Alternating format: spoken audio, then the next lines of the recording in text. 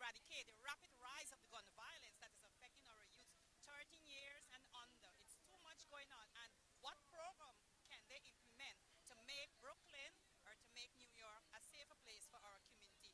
Mr. Blasio, welcome to Thoughts and Teas in Focus. I give you the mic so that you can move it. Thank you. Well, for me, this parade, first of all, is a reminder of what New York City is really about. 5 boroughs, neighborhoods of people, the grassroots. This is what we celebrate today. Not just the incredible contributions of the Caribbean people in this city, but what the city's really made about. Not just big skyscrapers in Manhattan, but communities of people who have built and shaped this city. And my wife Charlene and I today have a special feeling of celebration because her family is from Barbados and St. Lucia, and we celebrate that heritage and that we pass to our children. But in terms of the issues of the day, it's obvious to me that safety comes from a combination of a strong police force and a real relationship between police and community. We have not had that enough lately in this city. I believe we need a reform, particularly the stop and frisk program, so we bring police and community together. That is actually the path to long-term safety. Yes, I know that bringing police and the community together, but there are some people who would not want to give any information because they're afraid that they will be gunned down or their family will be gunned down. Years ago, we had a church in place of schools, and some schools are having their church and some are not. What will be your message like to encourage the spiritual knowledge back into schools? Look, I think that there's always a challenge in a democratic society of how you balance spirituality and the public sector. But the way I'd say is a little bit different. It's what we face as parents every single day. I think what the city needs to do is help families and parents more. I think if you strengthen families, you're also going to strengthen the impact of people's faith in terms of strengthening their children.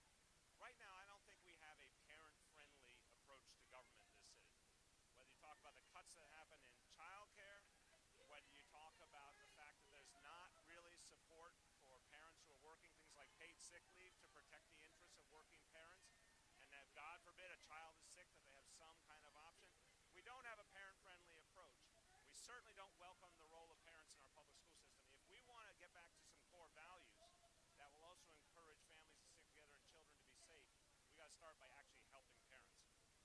Thank you, Mr. Bazzi. And behind every good man, there's a good woman. Beside. Oh, no, beside every good man. No, he can't do it by himself. That's right. And good men like Matthew Eugene. That's right, that's right. I'm so excited to be here. I can't wait to get out there in March. I would add to what Bill's saying by calling on all parents to just pay more attention to your children, what they're doing, who they're hanging out with, because it all comes down to what happens at home in addition to what we do in terms of supporting, in terms of government support. So please, parents, pay attention to your children and make sure you know who they're hanging out with. Thank you, Mr. Bazzi, and thank you, Mr. DiBazio, for being here. And I met you at the Immigration Forum. Yes. Yes. I'm all wrong. It's a great pleasure. Thank you very much. Thank you. Okay, then. Thanks. Now we have my good friend, Mr. Matthew Eugene, and he's here as an always supporter of the Guyanese community and the Caribbean community. He's from Haiti, but he always say he's from Linden and he eat pepper pot and bread. So I know that you're a working person within the community and fighting against those with the crime and our community has been shaken, has been destroyed because of the rapid rise of gun violence that is destroying our youth. Parents are hurting, children are afraid to go out on the street. Every program they want to go is just a gun night here. We are faced with a national crime that is beyond the community because bullets don't have a name. It's people who pulls the trigger. What will be your vision to working together with community leaders to eradicate this rapid rise of gun violence? Thank you very much. Let me say that I'm very delighted to be here. This is such a wonderful day, wonderful event where all of us from different ethnicities, we come together to celebrate, the culture of the Caribbean people, a rich culture. But in terms of the crime and violence in the community, probably you were aware of my background, my track record. I spent probably more than 17 years working with young people, youth in the community, providing them with positive activities to help them become positive people. And I believe that the crime in the community is a disease, is a big crisis affecting everyone, regardless of where you come from, regardless of your position, regardless of your social, economic, and political situation. It is a situation that requires that all of us come together to find a solution to this problem. Police officers, elected representatives, and community leaders, clergy leaders, we should come together to make sure that we create more positive activities for our young people. We should create for them also job opportunities, and we should mentor them to instill in them the respect for themselves, the respect for others. In addition to that, we from the government, we from the So I'm all wrong. It's a great pleasure. Thank you Okay, very thank you much. very Thank you much. for having Okay then, thanks. All right. Now we have my good friend, Mr. Matthew Eugene, and he's here and an always supporter of Guyanese community and the Caribbean community. He's from Haiti, but he always say he's from Linden and he eat pepper pot and bread. So I know that you're a working person within the community and fighting against those with the crime and thing. Our community has been shaken, has been destroyed because of the rapid rise of gun violence that is destroying our youth. Parents are hurting, children are afraid to go out on the street. Every program they want to go, it's just that gun might be there. We are faced with a national crime that is beyond the community because bullets don't have a name. It's people who pulls the trigger. What will be um, your vision to working together with community leaders to eradicate this rapid rise of gun violence? Uh, Thank you very much. Let me say that I'm very delighted to be here. This is such a wonderful day, wonderful event where we, all of us from different ethnicities, we come together to celebrate, the culture of the Caribbean people, a rich culture. But in terms of the crime and violence in the community, probably you were aware of my background, my track record. I spent probably more than 17 years working with young people, youth in the community, providing them with positive activities to help them become positive people. And I believe that the crime in the community is a disease, is a big crisis affecting everyone, regardless of where you come from, regardless of your position, regardless of your social, economic, and political situation. It is a situation that requires that all of us come together to find a solution to this problem. Police officers, elected representatives, and community leaders, clergy leaders, we should come together to make sure that we create more positive activities for our young people. We should create for them also job opportunities, and we should mentor them to instill in them the respect for themselves and the respect for others. And in addition to that, we from the government, we from the community, we have to work with the families to ensure that the parents, they are capable of providing to the young people, to the children, what they need. Because if there are problems in the family, that those problems will affect directly the children. And also when the children, the youth, they are affected, the community will be suffering. I know we are always blaming on the youths or blaming parents or blaming the school. And without spiritual understanding in our school, which has been eradicated completely from the minority schools, what will be your focus within the community? How to get schools to be back involved, churches to be back involved with schools? You say a wonderful thing because the youth or the children, they spend more time in the school than home. And you should probably know that I'm a strong advocate for schools. I give funding to all the schools in my district to create positive activities, after school activities, sport, music, for the children, and other for the children to become more active and participate. And I've been doing that for a while, and I will continue to do that. Thank you, Mr. Answer from you. And here the Carnival City, the Carnival breakfast morning, and here is with Miss Mercedes Narcissus. She's running for the city council still, I think, and she's a member of the community. She will give us some idea about her views and sharing her views of the concern of the rapid rise of the crime violence that is overriding our community, especially in her district area. There is a rapid rise. And what would your progress be? What would your advice be? How would you handle this First and foremost, I will be talking to you, Miss Strand, because that's one of the things that you're good at, talking to children and make sure they get the service they deserve. For me, it is it's about after school program, good program to keep the children engaged. And we're talking not only after school, but the people that are doing great work in the community that really have children in mind, because they need a place where they can really ventilate themselves, they can talk, and they can really get something to do. Because without, like right here today, we're talking about culture. And culture is it is imperative to have culture in your life. And then even Dr. King in 1964 mentioned that we need culture, we need education and culture for our mind. So that is important, and we have to keep put that in the forefront and let our children know that we love them and have a place that they can go and they can work, they can really create, because a lot of just children in the community that causing different kind of things, violence of everything of a sort, they really have a lot to produce. They really have a lot to give to the community. We just have to engage them and make sure they use their energy towards something positive. And then working, like one thing I always talk about, how we having people in our community that retired to come back and talk and educate our children. Those are sometimes, it's not about money. It's about how the community work together for the betterment of the community. Get them to be part of the community. Let them know that they love and we are willing and ready to work with them.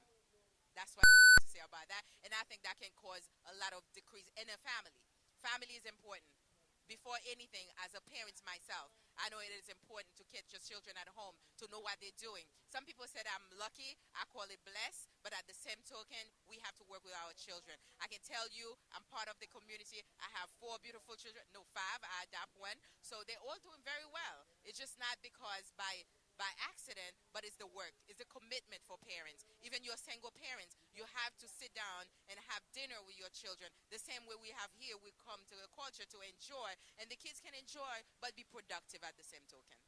So that's how I have to say. If you have anything else to ask me, I'd be more than happy to talk about it. But this is what I believe the children need in our community. Thank you.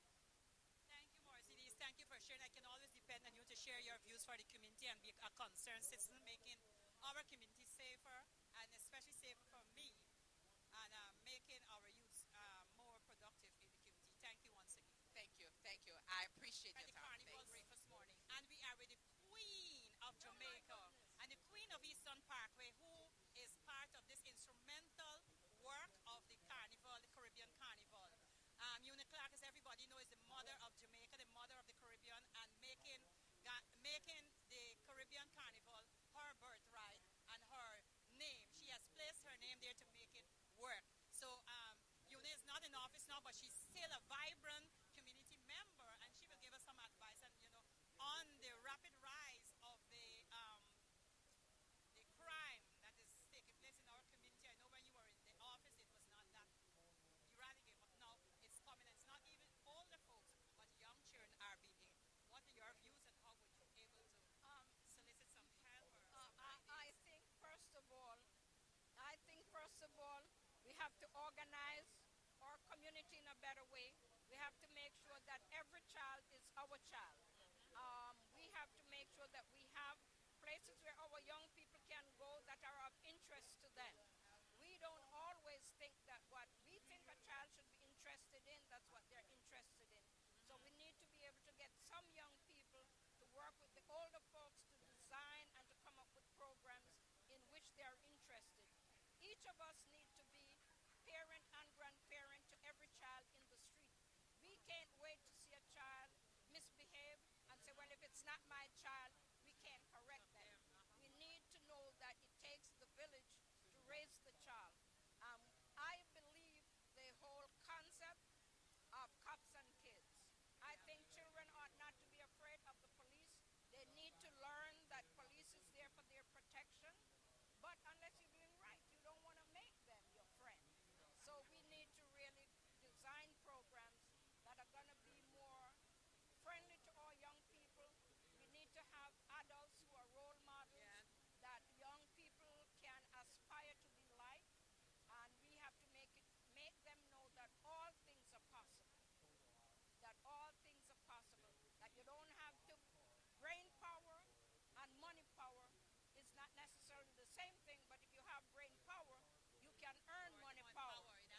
what I mean? And so it is very important for us to help our young people to understand that we have to put first things first, and we have to constantly be their guide and their help. Thank you, Ms. Clark. I know that I can depend on you to give some advice to the community, and thank you for being with us. And I know the stop and frisk is a real big problem among electeds, among communities. And again, it has to do with how do we create confidence that we are not being abused, and that the police is there for our protection rather than for our demise. So in many ways, we just need to keep on working, work around everything, and make sure that everything works for the community. Thank you very much. Thank you. Thank you, Ms. Party. And we are at the breakfast morning of the Carnival Committee. And we have a special person who is involved and with the Carnival Committee, Ms. Sybil Chester. And she runs a very big organization to help within this community. We know, Sybil, that you are a wonderful person in doing a great job. I know you will give us some information about him. And at the same time, we want to know your views on the rapid rise of the crime, the violence within the community, and how can your company, your organization, be a part of moderating and dismantling this rise that has taken over our youth in the community? Well, first of all, now I consult for Bacardi USA. We will be sponsoring the VIP lunch at the other end of the parade route. Last night, Bacardi, the VIP tent we hosted at the park behind the museum. It went extremely well. And Bacardi is very proud and honored to be part of the Caribbean community. As we know, a lot of the residents, they like rum and coke. So Bacardi is their choice of rum. However, regarding the violence in the community, it's and indeed a sad, sad situation. What we need to do is to educate our youths and to have recreational areas where they can come and learn how to love and live together with each other. And we have to look to the politicians too to help to make a difference. And party as a whole, we have a long-standing commitment to working with youths. And right now, we're trying to, seeing that Bacardi is kind of new in the community now, we're trying to formulate ideas on how to help to combat this situation with the youths. But something will be done. And having said that, we also support a lot of educational programs, right, for the youth. And again, it starts right there. Education is key. And with that comes respect and understanding. I know that you said about educational program. A lot of people might be hearing, they may want to know how can they make contact to your organization if they have youth groups that they would like you to help sponsor to give some sort of assistance to make them a better person. Well, what we do, we sponsor like Jackie Robinson, and they have a lot of scholarships. We will do Thurgood Marshall Scholarship Fund, that's huge. So it's better for them to. We would not deal directly with the youths because the nature of the business is alcohol. But we'll deal through these foundations: Medgar Evers, Jackie Robinson, Thurgood Marshall. Thank you very much, Sybil, for that information, and thank you for having you on the camera, sharing your views and your ideas within the community, because it takes the community to raise a child. And if we all step away from children and say, well, they're not good, then we can't walk on the road. Thank you again for bringing this information. It's carnival time, and guess what? We at Caribbean Carnival breakfast morning, and here with me is the no other Jujamani Williams, the well-known politician in Brooklyn, the one who stands up to any task and who bring the right answer into our community. I know that you are working so much, Mr. Williams, on the rapid rise of the crime that is affecting our community, and you had said you occupy your corner. Yeah. Could you give us some idea on your mission, your views, and what you're doing to make this occupy the corner important, and all youths can make a difference within the I think the community? Occupy the Corner is part of a larger discussion. We need to have a bigger discussion about the demand side of the gun problem and make sure we have resources to the demand side. What we focus now, unfortunately now, has mostly to do with supply. And that's not working right now because the federal government and the laws make it too easy to replicate all the guns that are missing. But we're going to work hard to make sure that discussion happens. Because if we don't, we're not going to see the effect that we want. But, Mr. Williams, you know, the guns are not coming in the hands. Youth cannot buy guns. It has to be somebody in higher authority, somebody in a bigger position who is issuing these guns to our youths. Because at 13 years or 17 years cannot go to buy a gun. What is the mission of this?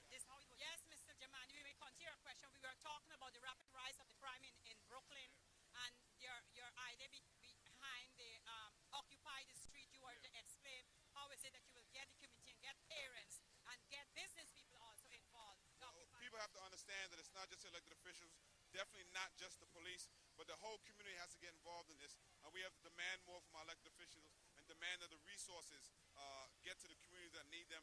Right now, I'm not sure that's happening, and we're seeing that the gun violence is not going down no matter what they're trying. So we have to change the conversation, change the discussion, and change where the resources go, and change the mentality of the community to take ownership of what's going on. Now we're saying that the violence in the community is coming because of the children, but children cannot buy guns. It has to be somebody who's behind this that is initiating guns to the community. Yeah, it's a mentality that has to be fixed and has to be changed, and it's going to take all of us to do it. Hopefully, with programs like yours, people will find ways to get involved. But thank you very much. I'm going to go have some fun on the Parkway, and we're going to continue this conversation because it has to be continued. Thank you, and don't do too much. I began with Mr. Bill Thompson, one of Brooklyn, one of New York, leading community leaders who has done so much for the community and worked so much in the community. Mr. Thompson is going to tell us what is his views and his ideas. We know he ran for mayor at one time, but we would like to know what is his views and ideas about the rapid rise of crime that is affecting our community and destroying our youth. What your input would be to make our community a safer place? Well, first, I am running for mayor next year, so I'll be running again. I think, look, it's important, a combination of things. I think we need more police officers on the street. I think that helps because we're seeing a rise in gun violence. It is dangerous for all of us. But more police officers are important. I also think, a lot of what is occurring is gang activity and young people who don't have other things to do. So it is about education. It's about making sure they stay in school, and it's about creating jobs for young people. So it's a combination. It's about enforcement, it's about education, and it's about jobs for our young people. That's what we have to do, and that's why we're seeing this rise of violence, as well as the community has to be involved. The community must be involved and saying what's acceptable and what's not acceptable. So we have to let our children understand also the things that we will not tolerate. You know, we are saying to get the children involved and to get the children to do things. But behind every child has to be a parent. And if the parents are not involved, how would the children be involved? The parents' responsibility, as we say, manners begins around the breakfast table, not on the streets, not in schools. And if they don't have it there, how it could happen? How can the parents be involved? How can the community get the parents to be involved, especially attending school board meetings, community board meetings, and other meetings that will benefit their children? Some of it's advice, some of it's the community saying what's important itself. And, while there may not always be an involved and engaged parent in the life of a young person, but that's where a community can embrace that child and let them understand what's important and some of the things they should and shouldn't do. It's so many things. It's daycare, early start. It's after school. It's, school itself. But it is community, not just the individuals and the parents. Some places parents aren't involved. We need to get community more involved also. Now that you're running for mayor, what would be your advice to encourage people to come and to support you as a mayor? Well, I think it is about making sure that we have a mayor for all New Yorkers. A mayor with the background that I have, both in education as former president of the Board of Education, a mayor as the former controller of the city of New York who knows where the money is, who has experience in the private and public sector, but also has a vision for the people of New York City when it comes to education and making sure our schools work for everybody, making sure that crime is kept down and working the community and police working together. So many different things. That's the message I would have for people of New York City. We want to go in a different direction and have a mayor for all New Yorkers. I believe I'm that person.